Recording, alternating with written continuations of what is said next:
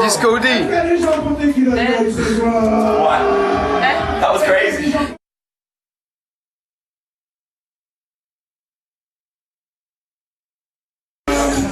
It's been a long time since your last focus. Can you tell us more about the new one? Your new direction? The new mix CD and shit? Well, you know, I decided like what I was doing as a producer was a little too narrow. Like, you know, when I got into this shit, my long-term goal was really like make electronic urban music to make it more mainstream over time, you know, which is why I was like, I had all these experiments working with rappers, you know, like Superstar, Twista, and the Twista that I never put out, this shit on Tommy Boy, and it never really reacted the way I thought it would, you know what I mean? Like, so I'm like, all right, if I really want to like change the face of music, you know what I'm saying? Like people's ears, I gotta get in a different way, you know what I mean? So I started doing music commercials, I started fucking doing like dance hall shit with Max Blazer from Federation. I'm a part of Federation Sound now with Max, Kenny, Curly Locks. We got Federation Sound! Anyway, so you know, just fucking with those guys. I kind of fell into it. I met Max, and then from him there I met, you know, Cypher Sounds, and did a Nina Sky record with him, and you know, then I went off on my own, started doing my own shit. I went to Brazil, met my fiance, man. I was down there making crazy beats, hearing all this rhythm and shit, you know, getting exposed to baile and fucking, all these fucking samba and crazy shit. You met him, how did you have a collaboration? He does a Wednesday night at this place called Love Me in Sao Paulo. And my fiance's from Sao Paulo, I got an apartment down there, a little studio down there and shit. And so I went there a couple times, and then they booked me to play with him, man. It was killer. And now we're planning a tour for next year, God willing. So hopefully, like me, him, and these dancers, and we're all gonna fucking make a crazy party, you know what I mean? Bring that shit worldwide. Hell yeah. And I wrote this beat, you know, I found this OJ sample, made this beat. You know, I was missing my girl, and then after, you know, like a week later I bought a ticket and went back. Gave the beat to my my girl, Michelle, my publicist. And I was between management, and she's down with Sean Money and all them from way back. Kept passing them beats. Week before Christmas, got a message from Sean Money on my voicemail, like, yo, we want to buy a beat for 50, and man, that shit was on, dude. Yes. So, ever since then, it's been a little crazy, you know? Yes. So, you know, I got that new record with AZ that just came out. Yes, City of Gods. I heard the record tonight. City of Gods with AZ on the AWOL album. I got the Gun Clap Rhythm with Max Blazer. You know, we produced, we got, so I went back, you know, down to Kingston, voicing artists, voicing people in New York, and we got Clips and Vibes Cartel, Cole, Mr. Vegas, Lexus, Cardinal, fucking, you know, mad people, man. The Jamaican. Yeah, yo. Yeah. Yo, but yo, I want to get some, we're not done with that, I want to get some of those grime cats, all those kids. Yes, the grime. I want that shit on the Gun Clap, man, you know, so hopefully we can make that shit worldwide, you know, maybe get a French rapper on it, you know, someone real gangster, you know. So I like keeping it international. And then of course, I got the really big project, the big one, which, you know, leaked in the press this week, but I'm not allowed to talk about it. So just go Google that shit, man. It's everywhere. I don't need to say shit, anyway. And I produced 90% of the aforementioned Can't Mention album, 90%. So hopefully, like, you know, at that point, I feel like make some bigger singles with him, blow up enough as a producer, and then really like I'm gonna be doing like, you know, hip hop, R&B, baile records, fucking bass records, bring that shit back, fucking, you know, ghetto tech shit. I don't give a fuck. I'm gonna mix. I just mash it all together. I don't fucking care. when the music is good. I'll just smoke a lot of weed and go in there and You also play French metal in your mix. yeah, oh yeah. I love all that shit, dude. It's all about it, you know. It's all about the worldwide shit, you know. Like it's amazing to me. I come to a place like Paris. I've only been here once in 2002, you know. And 2002 went off, you know. But you know, Goon and Koyote told me like that shit helped set the booty scene off here. So I come back here 3 years later, shit's crazy. That's hot, man. It's a beautiful thing. It's like that around the world now. You know, you go to Brazil, there's a ghetto tech scene. My man DJ Juliao. Fucking, you go to Australia, there's a ghetto tech scene. I just played in Australia.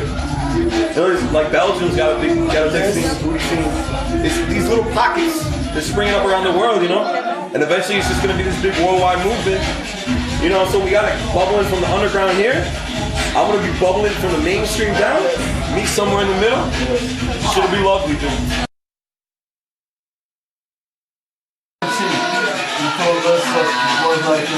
Detroit's like a black hole, man.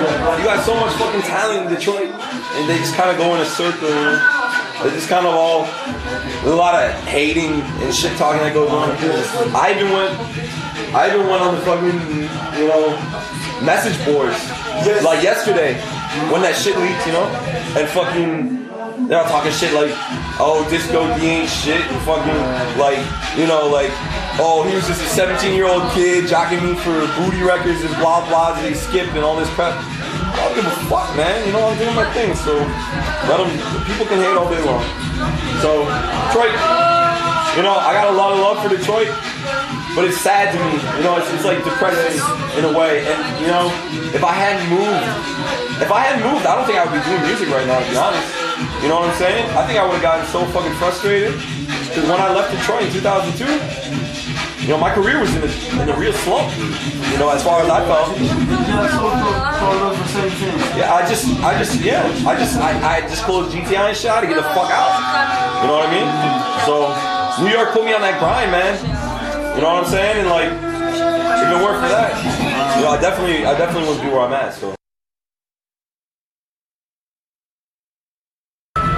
I don't know, man. 50's real smart. Like, what happens with those guys is like, Sean Money and the other A&Rs, like, they listen to beats from everybody, and they don't give a fuck. They'll listen to every beat reel they get, and then they give the beat reels to the artists with no names on it. So, you know what I'm saying? Like, they didn't have a clue. It shouldn't say Disco D on it. You know what I mean? Like, it was just a beat. It was just a CD. Like out of like maybe hundreds of, I don't know how many beats they hear, hundreds of thousands or whatever. So, it was great, man. Like, I couldn't believe it. You know, it felt good because it's like to have someone of that caliber really like give you a stamp, like a co-sign and shit. It's pretty crazy. Man, so.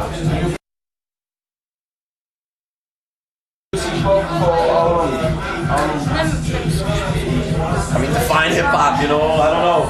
I mean, the first track I ever did with a rapper was a Ghetto Tech track in '99 with this guy Paradigm, you know, so I guess then, but like a real record, I mean, really hard, like 2003, 2004, like really 2000 last year, I really started really grinding hard on those beats, you know, like first I dabbled at the end of 2003, then 2004, I mean, I did some you know, some remixes like for Usher and shit that, you know, that, no, more dance hall, like Baby Sham, and then, you know, then the Nina Sky shit, you know, so really 2004, like last year was really it, that last year, yeah, that was really when I really like decided that I was gonna do it, you know.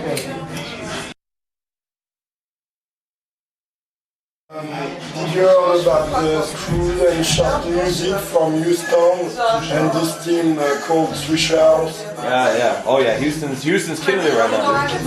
Houston's fucking killing that shit. Like, that shit's huge, man. I mean, Paul Wall came out and sold like 200,000 copies in the first week. I mean, yeah, I got this CD. You know what I'm saying? Like, that's crazy. So, I mean, that was just the U.S. I don't know if that shit's out here or what. Yeah, we are making school and shop music. Yeah, do people really feel that shit? Like, No, not here. Not yet, but it's coming slowly. You know, in France, people are very close-minded, so it'll happen. we need time, we need a lot of time. There's a lot of hip hop from 80s, you know. Stuck into the 80s. Yeah, I heard that shit. Like, it's crazy. It was like French rappers don't really make club records, man. Like at least like the real like bigger French rappers. I don't really hear any like shit that I could hear like pumping in the club. You know what I mean? No. I mean, you need to make like a fucking French crunk record. Fuck it, dude. You know what I'm saying? Like a. Yeah, we make some crunk. But like, I want to do a French crunk record with like Booba, or, you know, something big. You know what I'm saying?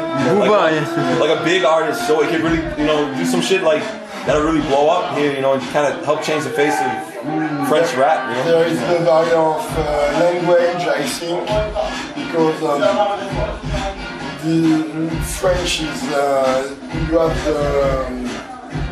the problem of the text. You know, the text. The lyrics artists want to be real. They don't want to play a character here. That's fine. You can rap about whatever the fuck you want. The beat just gotta be hot. Like, you know what I'm saying? Yeah. Yeah. That's it. The beat just gotta bang in the club. I don't give a fuck. You know what I'm saying? Like, say whatever. I don't understand that shit. You could be saying like, fuck your mother and like, I'm gonna like kill and eat your kids, but as long as the beat's banging, dude, fuck it, you know? I don't give a fuck. Rap about what you want, man. But if it don't sound right to me, I'll tell you how to spin it different. I'll be like, no, you gotta put that space in there, you know what I mean? Like, but that's why I don't write French hip hop. They want conscious lyrics. Conscious lyrics. Yeah, that's a fact. yo, man, but all right, we're all fucking. At the end of the day, we're all animals. We like to fuck. That's what I say. Like, 2-6 Mafia. what's going on up here? 2-6 Mafia. This is the evolution of our natural instincts for mating and shit, and like that's what this is. That's what the clubs are, man. Like, you know what? I mean, you gotta make 2-6 Mafia. Yo, hell yeah. It's blowing up in the States. That's why we like artists from the South and all over the USA. But you know what? I mean, French rappers gotta fuck, man. I mean, so, you know what I'm saying? Why not rap about it, yo? Everybody fucks. I mean, I guess there's probably someone out there that doesn't fuck. That sure the hell ain't me. I know you know. Yeah. Sure the hell ain't you. Sure. I don't know, man.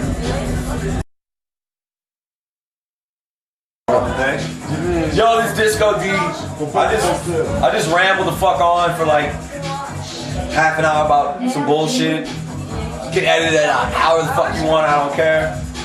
I love Paris. I love France. I'm out. Suits my bit. Motherfucker. Yo, this Disco D, man. Whenever I'm in Paris, France, yo, you know, baseball club, be representing that French booty shit. Yeah. Yeah.